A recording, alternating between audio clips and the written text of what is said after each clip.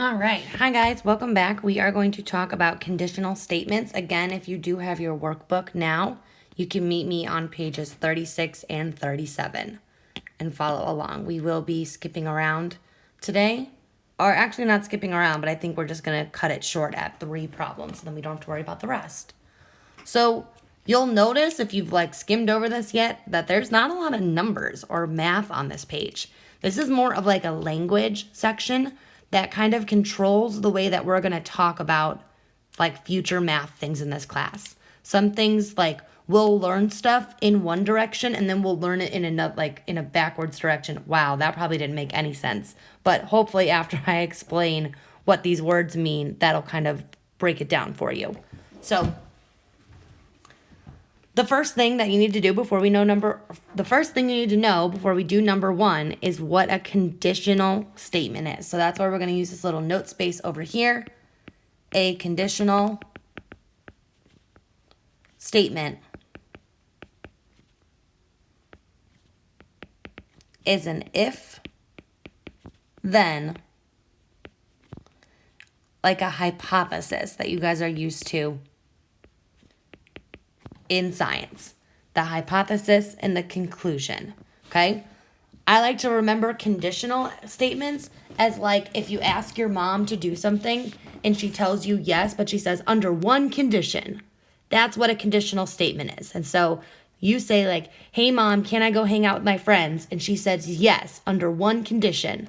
You take your little brother with you. So now it's a conditional statement. So I would say if I take my little brother with me, then I get to go to the party. Okay? So when we're looking at a statement and trying to rewrite it as an if then, we want to know what the condition is and what the conclusion is. So it says, a triangle with all angles congruent is equilateral. A triangle with all angles congruent is equilateral. What is the conclusion? Okay? Sometimes finding the condition is hard, but finding the conclusion is easy. A triangle with all angles congruent is equilateral. Usually the conclusion comes after a word like is, right? A triangle with all angles congruent is equilateral. That's my conclusion. Oh, that's not see. Conclusion. So that means that the rest of this is the condition. So this is the condition. So if then form is if condition then conclusion, right? If I take my little brother, then I get to go to the party. So I would say if a triangle has all congruent angles, and the language isn't that specific. You could say if a triangle has all angles congruent, it doesn't matter. If a triangle has all congruent angles, then it is equilateral. Okay? Part B is kind of more the example that I was just saying. Alberto can go to the movies if he washes the car. So Alberto can go to the movies if he washes the car. Finding the conclusion is easy. What does Alberto want out of this? What am I trying to prove? What's the final thing that we learn from this? We learned that Alberto can go to the movies. That's the conclusion. Right? Because it's not if Alberto goes to the movies, then he can wash the car, right? That's not what he's trying to get. The if he washes the car is the condition, right? That's mom saying, yeah, you can go to the movies under one condition. You wash the car first. So remember, a conditional statement is if then. If condition, then conclusion. So if he washes the car,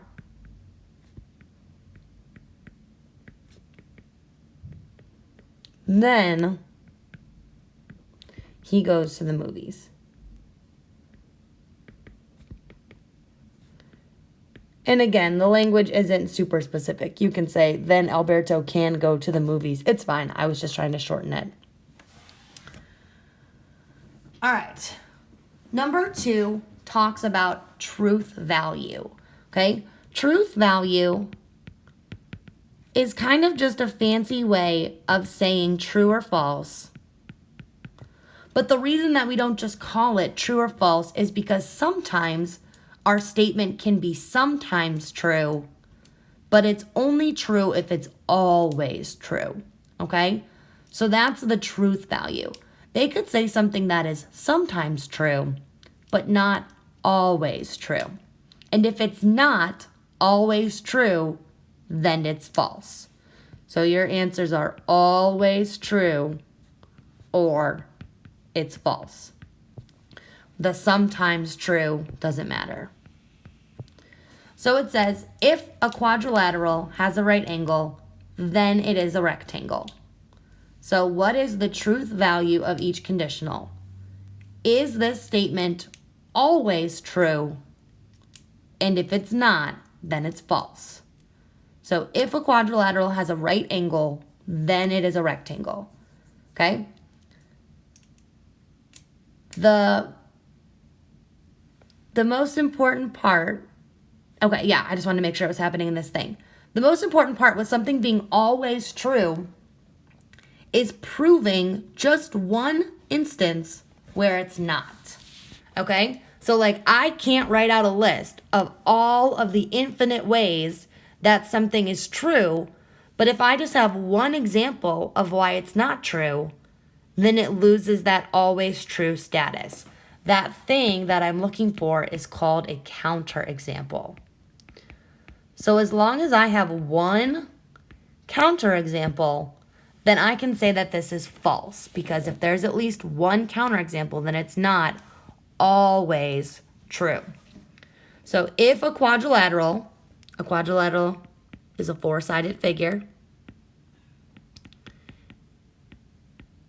If a quadrilateral has a right angle is a 90-degree angle, then it is a rectangle. So my counter example is going to be this guy right here.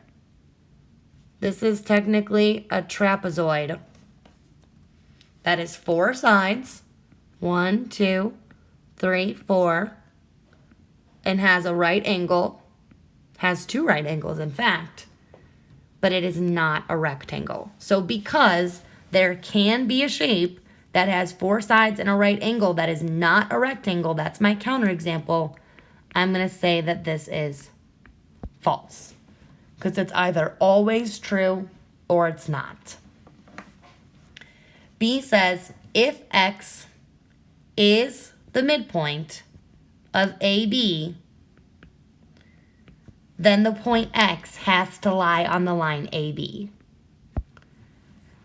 If something is the midpoint of a segment, then it is on the segment.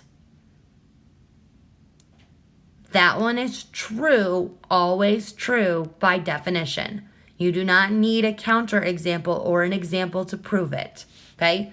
We know that the midpoint is halfway between 2 points, and you can't be halfway between 2 points without being on the line that connects them. So this one is true because it is always true. Okay?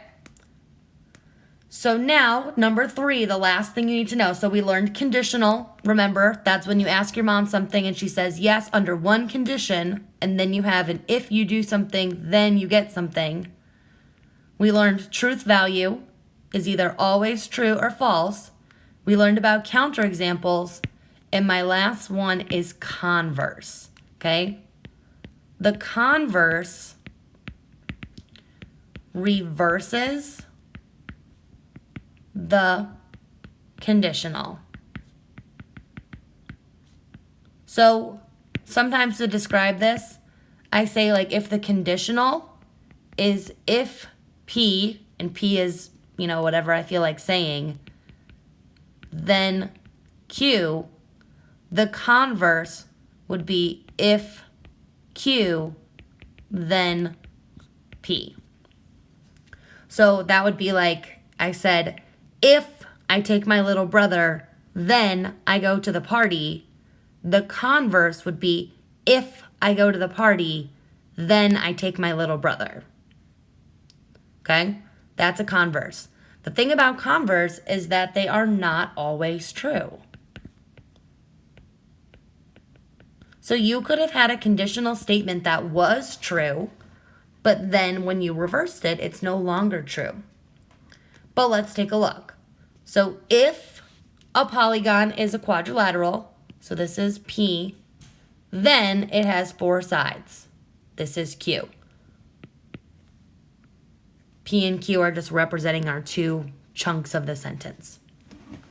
So my converse, I'm literally just going to reverse these 2 things. So if a shape has 4 sides, then it is a quadrilateral.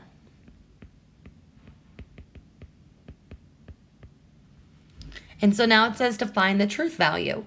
So we're only looking at the purple one now. It's only false if I can think of a counterexample. If I have no counterexamples, then it is always true.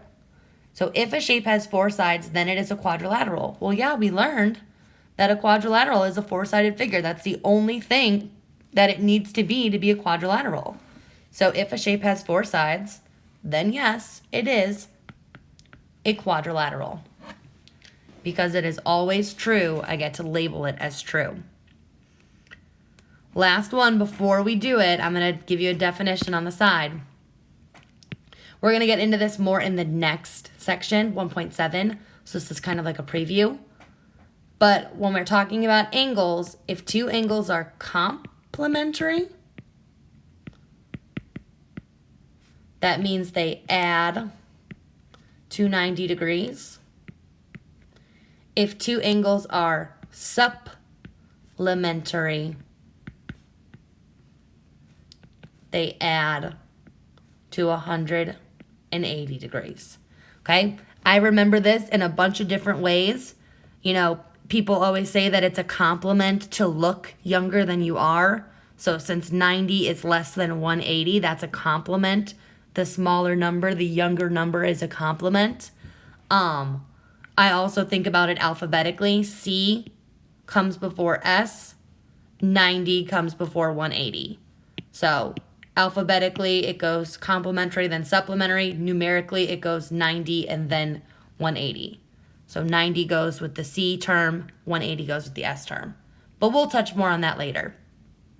Our last one for today says, if 2 angles are complementary, then their angle measures add to 90 degrees. So if something, then something.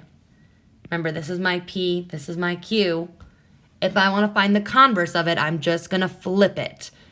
So if their angle measures, angle measures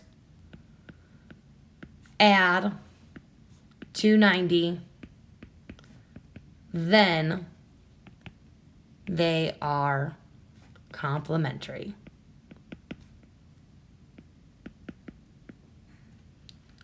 So now we want to know, are these true?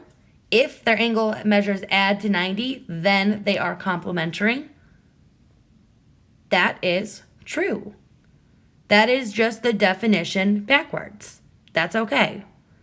If the 2 angles add to 90, then they are complementary. Totally. The definition works both ways. You could either tell me that they're complementary up front, and then I know they add to 90, or you can tell me that they add to 90, and then I know they're complementary. So this is just the definition in 2 different directions. So remember, conditional is an if-then. Truth value is either always true, or if you can think of a counterexample, it's false. Converse just reverses the conditional. Okay?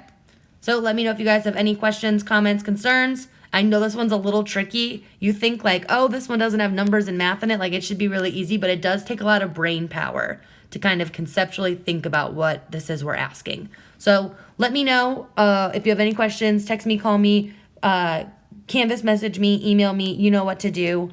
But yeah, miss you guys a lot. Love you.